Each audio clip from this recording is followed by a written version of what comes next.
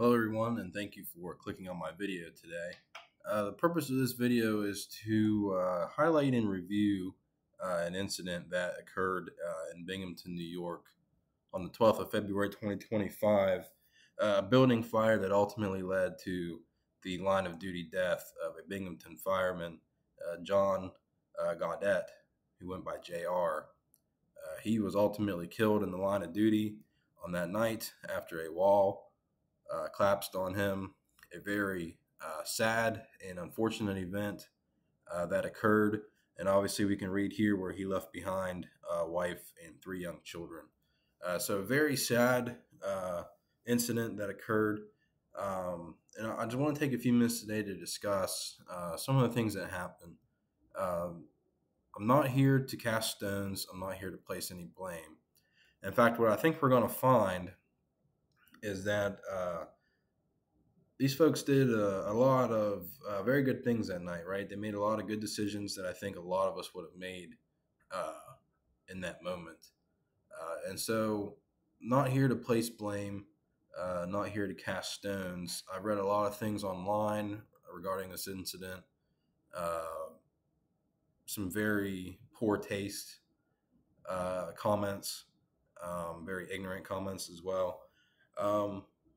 And so the purpose of this video is just to review, not to place blame, and see what we can learn from such a terrible incident. I think it's important that we review and understand what happened when these line of duty deaths occur, ultimately to help us to raise awareness to some issues that we may face on the fire ground, so that we can train and further protect ourselves.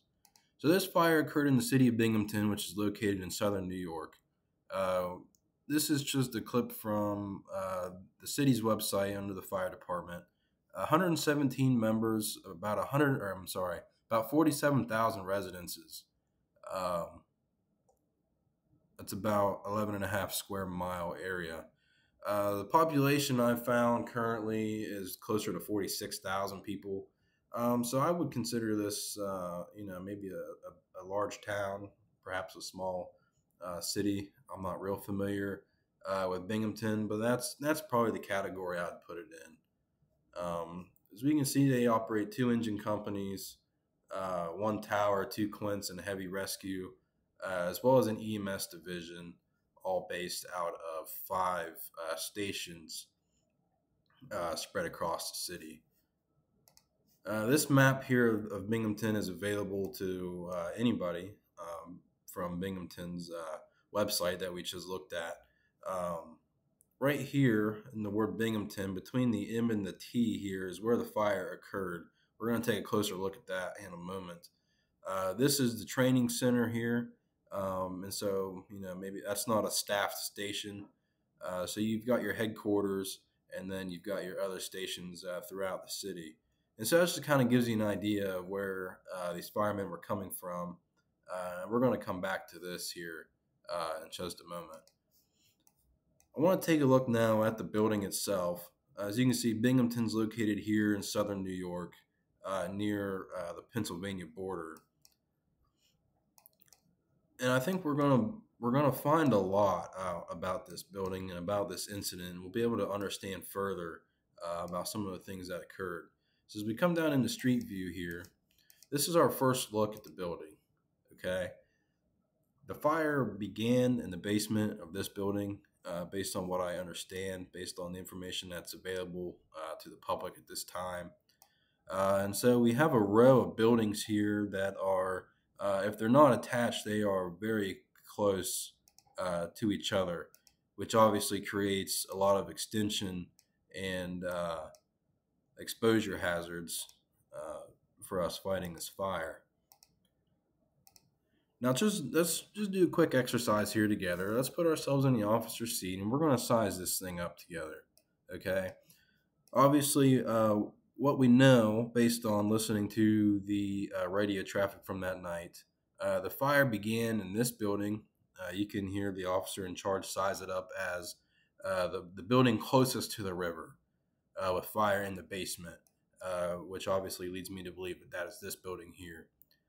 Fire in the basement with smoke showing from Alpha side. He sized it up as 2 singles attached to a triple to a 3-story building. And so right off the rip, I would have a lot of questions that I would like to have answered before, before I would make any big decisions. And what's tough about it is that a lot of times this information isn't readily available, and you kind of got to go based off the context clues here. Just by looking at this building here, I wouldn't be confident that all these buildings are in use. These 2 buildings here are looking kind of rough to me.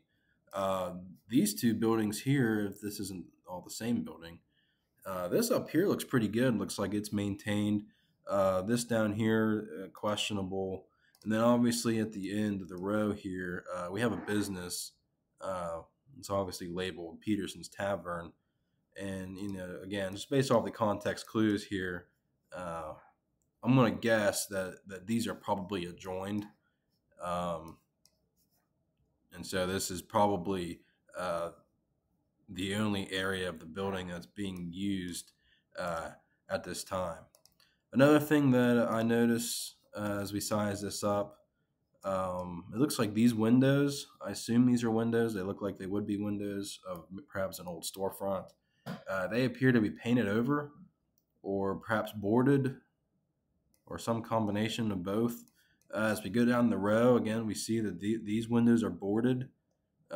This door looks like it was covered at one time and just slipped off. As we move down the row again, these windows are obviously covered. And so that would indicate to me that this building is perhaps abandoned or maybe not in use or empty. And that in its own creates a lot of hazards for us as firemen, because we could assume, right, that this building is abandoned just based on how it looks. It's poorly maintained. The windows are boarded. But that's a tough call to make because we're often taught to never assume that a building is abandoned until you can confirm that it's abandoned, right? I'm not familiar with Binghamton. I don't know if they have maybe a homeless population. They very well could. There could be people living in this building, right? And so I feel like we have to treat it as such until we can verify otherwise, right? Because our mission at the end of the day is to preserve life and protect property. Now, we've gathered some information just from the front of this building, right? So we've determined that it's possible that these are not being maintained. It's possible that these are abandoned. And this leads me to my next point, and that's that our size up and our 360 and our knowledge of our area is so important. And I want to show you why. If we go around the corner here, back to street view, this is the back side. This will be the Charlie side of those buildings that we just looked at, right? So here's Peterson's Tavern. Here's the river. And what do we see here? To me, these are apartments. Definitely 1 and 2, if not 1, 2, 3, and 4. We don't really have a great view of it, but just based on this image, I'm seeing, maybe 1, 2, 3 or more apartments on these brick buildings. And so that's why these 360s and these size ups and the knowledge of our area is so important, because this is a hidden hazard. We have people in the line of fire, literally and figuratively, that you may not know about if you don't do your size up correctly, if you don't conduct your 360, or if you're not familiar with your area. Got to give credit to the Binghamton guys. I'm not sure if it's the IC or if it was one of the company officers, but they identified this very quickly. In fact, one of the apparatus that arrived ended up down in here with a line protecting these exposures, protecting this exposure here, what appears to be a restaurant, and as well as evacuating all these apartments. So great work on their behalf. in that particular incident. But the reason I present it like that is because you can't tell from the street what exactly is going on, and it's very easy for us as firemen, perhaps as line officers, uh, when these fires occur, to get tunnel vision, right? And it's important to avoid the tunnel vision and take in all the information that we can. I want to do this too. We referred to this map a few moments ago. Again, we determined this was headquarters. This is Station 2. The fire occurred in this building here, between the M and the T here, Binghamton. So let's put ourselves in the officer's seat as we come down the street. We're coming from this direction. We're headed this way. Okay. This is Main. I'm sorry, this is not Main. I don't recall what street this is. Yes, this is Main. We're coming down Main Street. Now, this incident occurred approximately 9 to 9:30 ish in the evening. I don't have the exact time of the call, but 9 to 9:30 ish, in that range, uh, in February at night. So it's going to be dark. It's going to be dark. And so as we're coming down the street here, I don't know how much we would see, and I'm purely speculating here. But as we're coming down the street, I would guess that between the vehicle traffic that probably occurs there in those times of night, obviously we can see that these sidewalks are lit. I assume there's probably some amount of pedestrian foot traffic as well. I'm going to guess that probably around here is probably where we're getting our first sightings of smoke indicating a working fire. Now, the thing that we teach in the fire service is to pull past the incident and to get a view of the three sides that you can see from the road, right? Now, that's tricky here because that doesn't really apply to us in this scenario because of how these buildings are laid out and where the fire is located. I mean, you can look at the delta side here, but there's not really a whole lot of information to gather from that other than, you've got a business.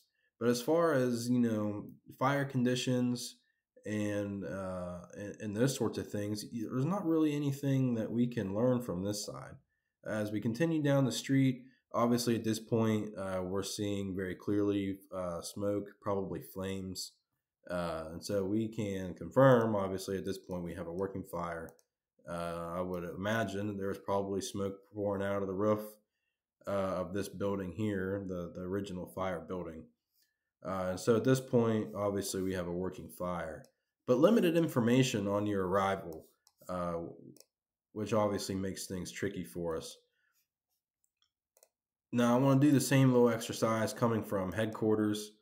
He would have been coming from this vicinity over in here. If we drop ourselves on the bridge here, crossing the river, again, not a whole lot going on here that we can tell.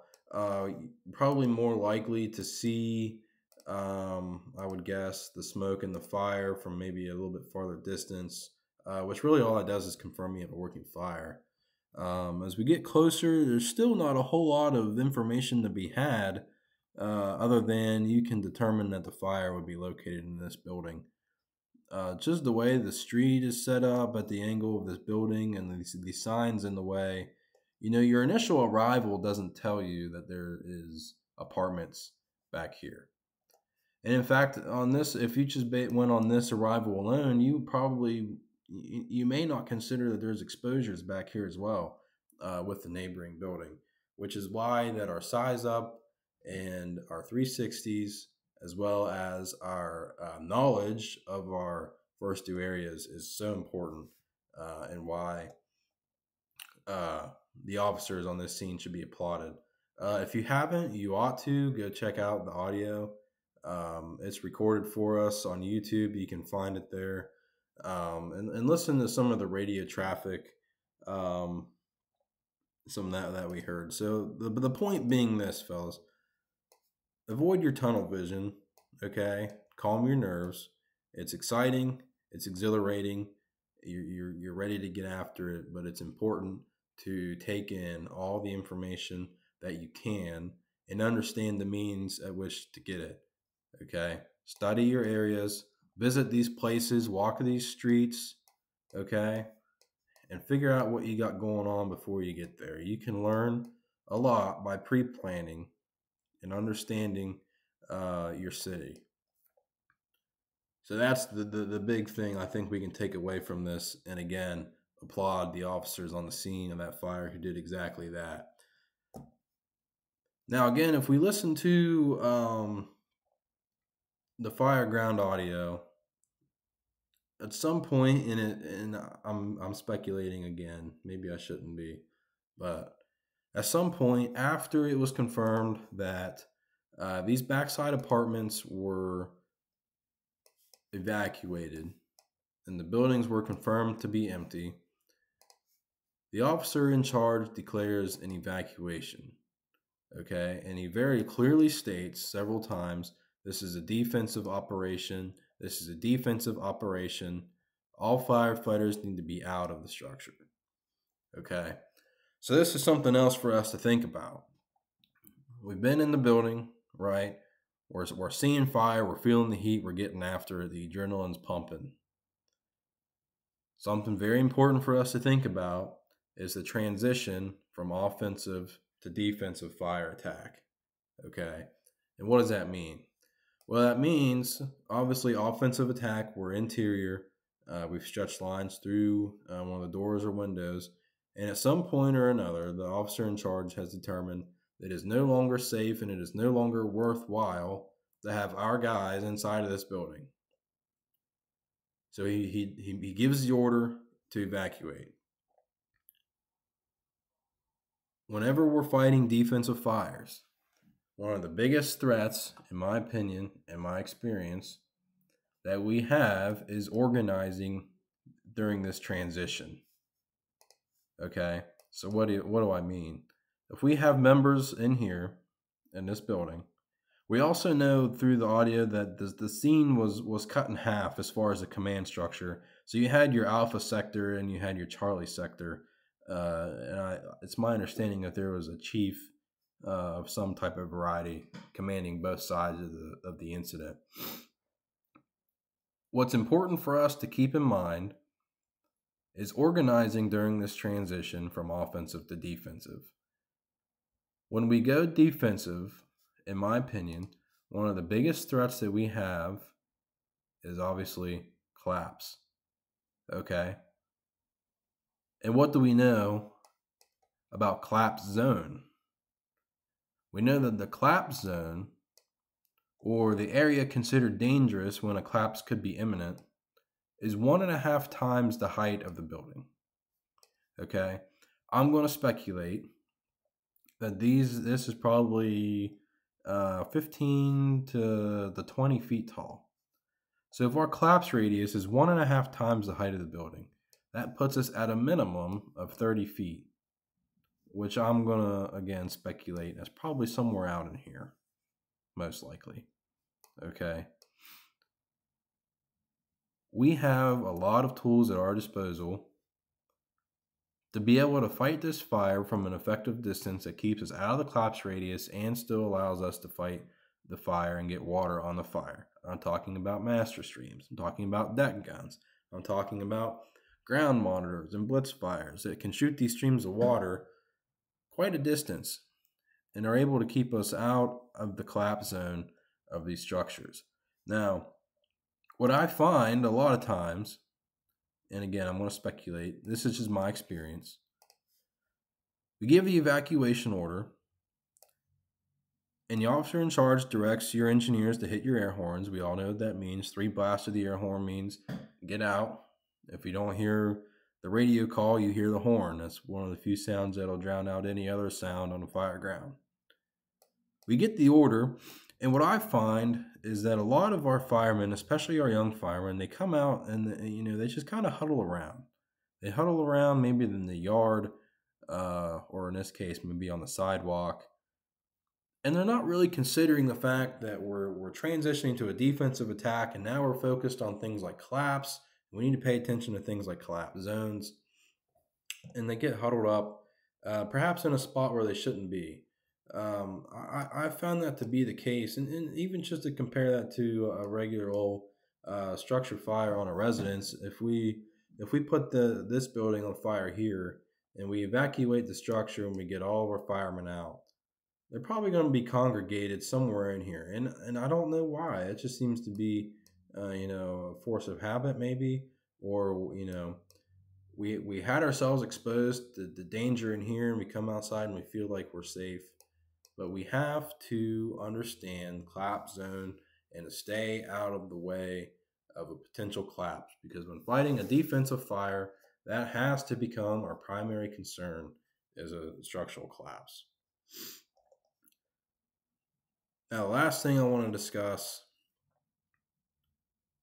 I've seen a lot of things online, on the internet, on the forums, right? Wherever you get your information on this stuff, a lot of these armchair quarterback chiefs complaining that, this building was abandoned and we shouldn't have had our guys in there in the first place. And we already discussed this. Just by looking at it, it doesn't really appear to be occupied. Again, that's just at first glance. We may not know this right off the rip.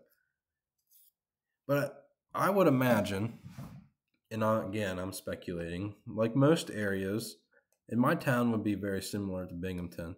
There's probably a decent homeless population, and we can never, where I live, we can never ever assume that any building of any kind is abandoned because of that homeless population that exists.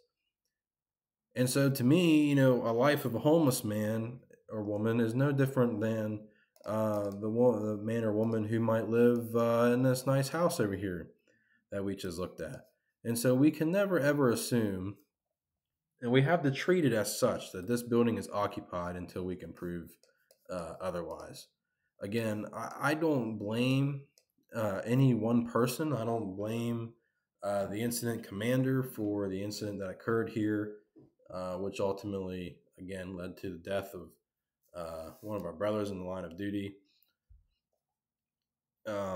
And I also feel as if that these folks did a lot of things the right way, right?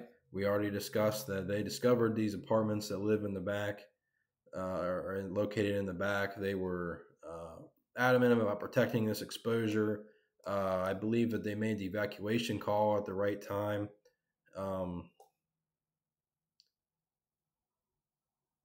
It's hard to nail down what exactly led to this.